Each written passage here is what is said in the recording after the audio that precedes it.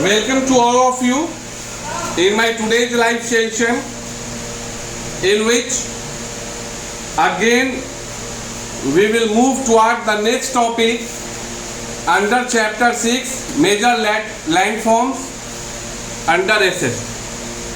After having the wonderful discussion of mountain and plateau, today I am in front of you for having discussion over plains. Plains का मतलब क्या है? सबसे पहले पर्वत के विषय में हम लोगों ने समझ लिया। पठार के विषय में समझना था, समझ लिया। तो अब जो तीसरी मुख्य भौगोलिक आकृति होती है पर्वत, पठार और मैदानी इलाका, क्योंकि मैंने अगर भारत को आपको समझने के लिए बताया तो बिल्कुल रफ स्केच में भारत को समझने के लिए बताया, अगर यह नॉर्थ है और यह साउथ है, ईस्ट है और यह वेस्ट है, तो मैंने क्या बताया था कि नॉर्थ में सबसे ऊपर है माउंटेन रीजन। क्या है? Mountain region. माउंटेन रीजन के बाद क्या है? Plain region. सही बात। और प्लेन रीजन के बाद क्या है? प्लेट्यू रीजन, है कि नहीं? तो माउंटेन का मैंने कर दिया, प्लेट्यू का हो गया। अब हम लोग मूलतः किसको समझेंगे? प्लेन रीजन के बारे में समझेंगे। तो plain region, they are long stretches over low line.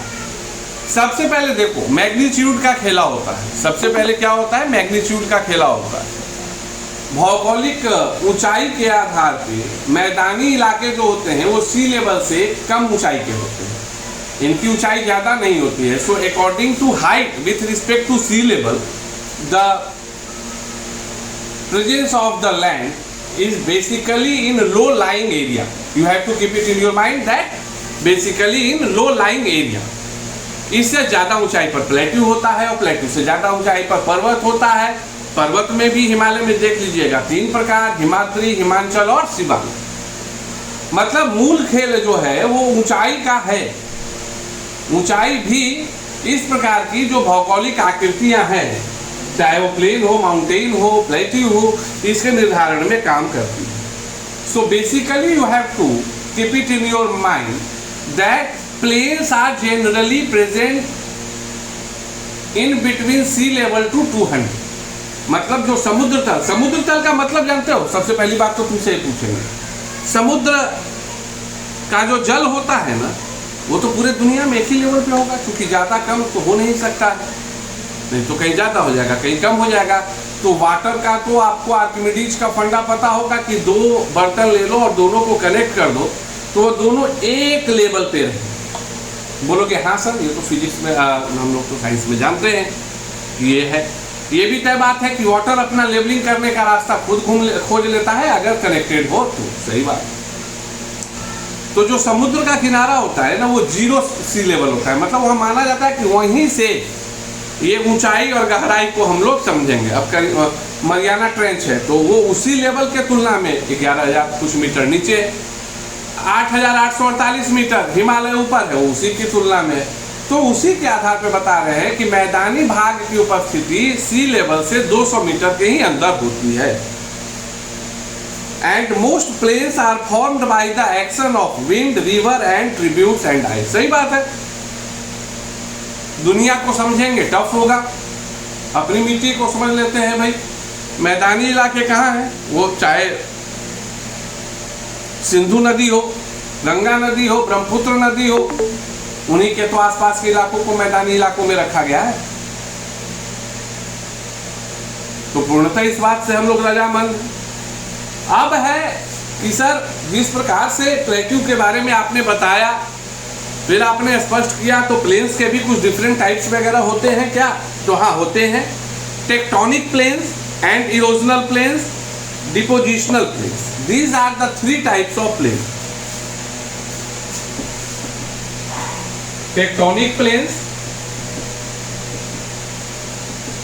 erosional plains, and the third one is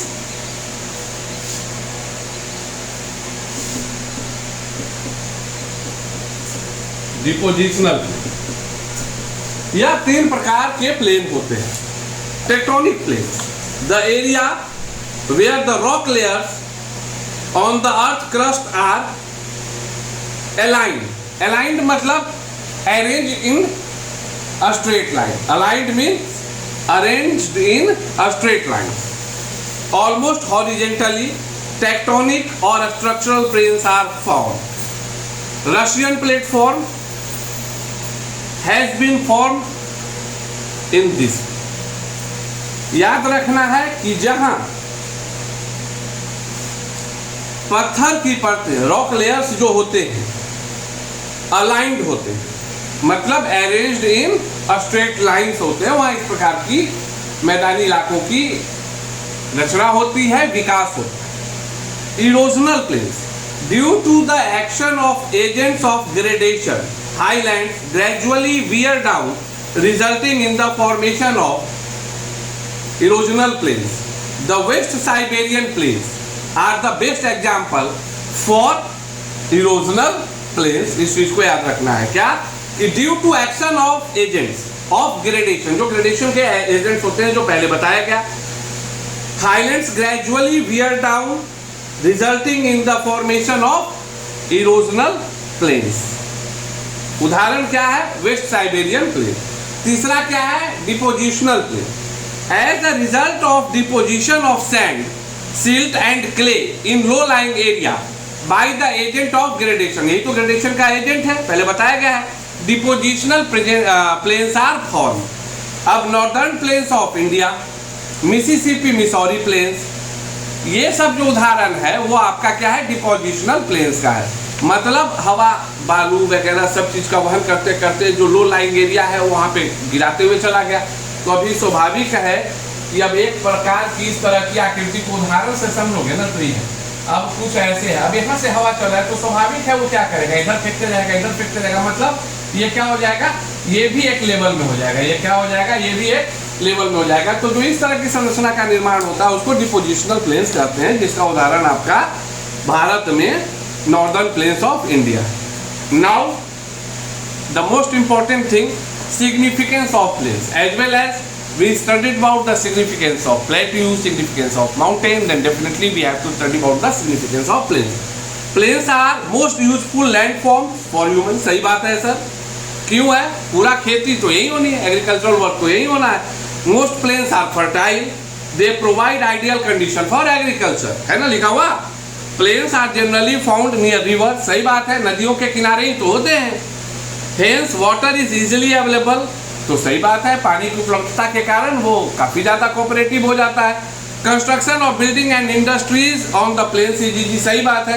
अभी आप उत्तराखंड चले जाओ, हिमाचल चले जाओ, वहाँ पे सामान्यतः जो जमीन का भौगोलिक स्ट्रक्चर है वो इस तरह से होता है. मकान बनाना है तो एक पिलर यहाँ बनाएंगे, अब दूसरे पिलर को यहाँ बनाएंगे. लंबा गहराई देखिए तो काफी टफ है. प्लेन्स में क्या होता है? कोई भी मकान वगैरह बनाना आसान होता है क्योंकि समतल होता है.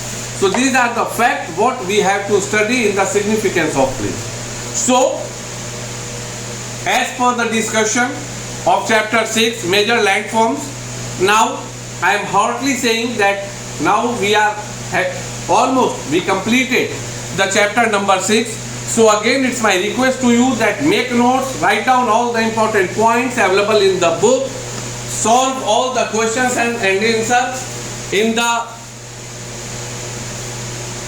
perfect manner for yourself.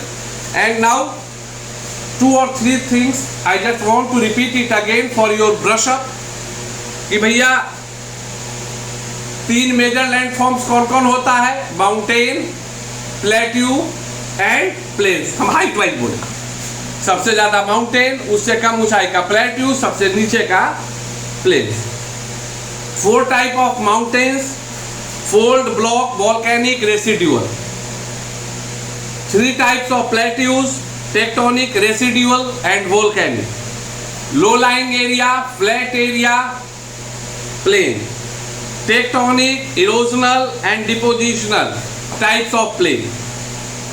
The most fertile region over the surface of the earth which is capable for providing